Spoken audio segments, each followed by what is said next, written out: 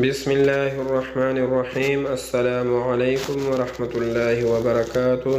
حضرت ابن عباس رضی اللہ تعالی عنہما روایت کرتے ہیں کہ رسول اللہ صلی اللہ علیہ وآلہ وسلم نے کعبہ کو دیکھ کر تعجب سے ارشاد فرمایا، لا الہ الا اللہ، اے کعبہ تو کس قدر پاکیزہ ہے، تیری خوشبو کس قدر عمدہ ہے، اور تو کتنا زیادہ قابل احترام ہے، لیکن مومن کی عزت و احترام تجھ سے زیادہ ہے۔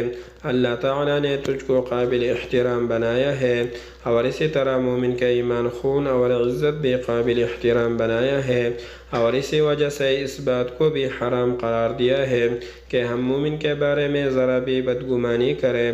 حضرت جابر بن عبداللہ رضی اللہ تعالی عنہما روایت کرتے ہیں کہ رسول اللہ صلی اللہ علیہ وآلہ وسلم نے ارشاد فرمایا، غریب و نادار مسلمان مالدار مسلمان سے 40 سال پہلے جنت میں داخل ہوں گے۔